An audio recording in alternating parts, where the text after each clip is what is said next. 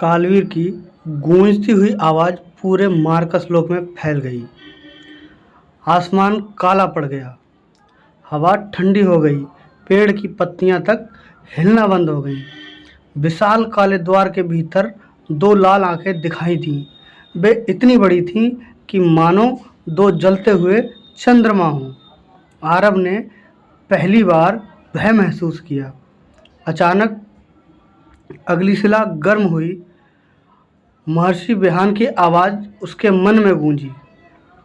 उसकी आंखों में मत देखना, कालवीर भ्रम पैदा करता है और भ्रम का स्वामी है। लेकिन एक पल के लिए आरव की नज़र उन लाल आंखों से मिल गई। उसी क्षण उसके चारों ओर की दुनिया बदल गई। फिर वह अपने सूर्यपुर में था। उसकी माँ मुस्कुरा रही थी। उसके पिता खेत में काम कर रहे थे। आरव, घर आ जाओ, उसकी माँ ने पुकारा। आरव की आंखें नम हो गईं। माँ। वह उनकी ओर बढ़ने ही वाला था कि अचानक अग्निशिला तेज चमक उठी। भ्रम टूट गया। वह फिर से मार्कस लोक में खड़ा था। महर्षि बोले, यही कालवीर की सबसे खतरनाक शक्ति है। वह लोगों के दिल में सबसे बड़ी इच्छा को भ्रम में बदल देता है।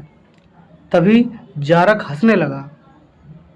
तुम अभी उसके भ्रम से बच गए, लेकिन हमेशा नहीं बच पाओगे। उसी समय दूर पहाड़ों के बीच एक सफ़ेद प्रकाश उठा। उस प्रकाश से एक वृद्ध ऋषि प्रकट हुए। उनके हाथ में एक चमकता हुआ दंड था और उसके चारों ओर 7 सुनहरे चक्र घूम रहे थे। अनाया तुरंत उसके सामने झुक गई। गुरु ऋषि वेदांत ने आरव की ओर देखा। समय आ गया। उन्होंने अपना दंड जमीन पर रखा। जमीन एक प्राचीन चिन्ह चमकने लगा। आरव, अग्निशिला की पहली शक्ति तुम्हें मिल चुकी है, लेकिन यदि कालवीर को हराना है तो तुम्हें दूसरी शक्ति अग्निवज्र जगानी होगी। वह कैसे? आरव ने पूछा। ऋषि बोले, उसके लिए तुम्हें अग्नि पर्वत जाना होगा। वहाँ सदियों से एक दिव्य अग्नि जल रही है। जो उसके आमने सामने अपने भय पर विजय पा लेता है, वह अग्निवज्र का स्वामी बन जाता है। इतने में जारक ने क्रोध से तलवार उठाई। मैं तुम्हें वहां तक पहुंचने नहीं दूंगा। लेकिन ऋषि वेदांत ने अपना दंड घुमाया। एक सुनहरा प्रकाश फैला। आरव, अनाया और अग्निपंख उस प्रकाश में गायब हो गए। जारक ने मुट्ठी भींच ली। भाग जाओ, लेकिन अग्नि पर्वत तुम्हारी मृत्यु मेरा इंतजार करेगी। दूर क्षितिज पर अग्नि पर्वत की लाल चमक दिखाई दे रही थी। आरव ने उसकी ओर देखा और मन ही मन कहा, मैं तैयार हूँ। लेकिन उसे नहीं पता था कि अग्नि पर्वत पर उसका सामना किसी राक्षस से नहीं, अपने ही सबसे बड़े डर से होने वाला था। अग्निपंख तेजी से उड़ता हुआ लाल लावा के से घिरे एक विशाल पर्वत के सामने उतरा। पूरा पर्वत आग की लपटों से घिरा था। उसकी चोटी से पिघला हुआ लावा नदी की तरफ बह रहा था।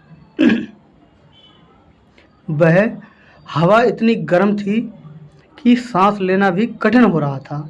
ऋषि वेदांत ने गंभीर स्वर में कहा, यही है अग्नि पर्वत। यहाँ कोई तलवार, कोई जादू और कोई साथी तुम्हारी सहायता नहीं कर सकता। यहाँ केवल तुम्हारा साहस तुम्हें विजय दिलाएगा। उन्होंने अपना दंड उठाया। अचानक पर्वत के बीचों बीच एक विशाल अग्निद्वार खुला। आरव, अंदर जाओ। याद रखना, जो भी देखो उससे डरना मत। आरव ने गहरी सांस ली और अग्निद्वार में प्रवेश कर लिया। अंदर पहुंचते ही सब कुछ बदल गया।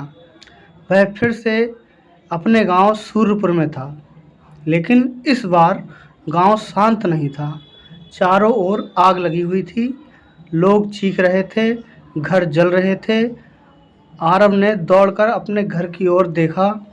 वहां उसके माता पिता खड़े थे। तभी काले कवच पहने सैनिकों ने उसके घर को चारों ओर से घेर लिया। एक सैनिक ने तलवार उठाई। आरव पूरी ताकत से दौड़ा, नहीं, लेकिन वह जितना दौड़ता घर उतना ही दूर होता जाता। उसकी माँ ने आखिरी बार उसकी ओर देखा और मुस्कुराकर कहा, डरो मत बेटा, तुम्हारा भाग्य केवल हमारा नहीं, सातों लोगों का भविष्य है। अचानक पूरा दृश्य आग में बदल गया। आरव घुटनों के बल गिर पड़ा। उसकी आंखों में आंसू बहने लगे। उसी समय उसके सामने एक अग्निमय आकृति प्रकट हो गई। उसका शरीर आग से बना, लेकिन चेहरा शांत था। मैं हूँ अग्निदेव का संरक्षक। बताओ आरव, सबसे बड़ा डर क्या है? आरव ने कुछ पल आंखें बंद की, फिर बोला, मेरा सबसे बड़ा डर अपने प्रिय लोगों को खो देना है। अग्निमय संरक्षक मुस्कुराया, जो अपने डर को स्वीकार कर लेता है वही उस पर विजय पा सकता है। उसने अपना हाथ आगे बढ़ाया। एक सुनहरी बिजली की किरण आरव के हृदय में समा गई। अचानक अग्निशिला पहले से कई गुना अधिक चमक उठी। आकाश में गर्जना हुई। आरव के हाथ में अग्नि खड़ग बदलने लगी। उसकी तलवार पर सुनहरी बिजली दौड़ने लगी। संरक्षक की आवाज़ गूंजी, आज से तुम अग्निवज्र के स्वामी। उसी क्षण पूरा अग्नि पर्वत कांप उठा। बाहर खड़े ऋषि वेदांत ने आकाश की ओर देखा। दूर क्षितिज पर कालवीर की काली सेना अग्नि पर्वत की ओर बढ़ रही थी। ऋषि ने गंभीर स्वर में कहा, समय समाप्त हो गया। युद्ध अब अग्नि पर्वत के द्वार पर होगा। अग्नि द्वार खुला और नई शक्ति से दमकता हुआ आरव बाहर निकला। उसकी आंखों में अब केवल साहस था, लेकिन सामने हजारों अंधकार योद्धा और उनके बीच खड़ा जारक मुस्कुरा रहा था। उसने अपनी तलवार उठाकर कहा, रक्षक, अब देखते हैं तुम्हारी नई शक्ति कितनी देर तक टिकती है। अगला एपिसोड सुनने के लिए हमारे चैनल को सब्सक्राइब करें।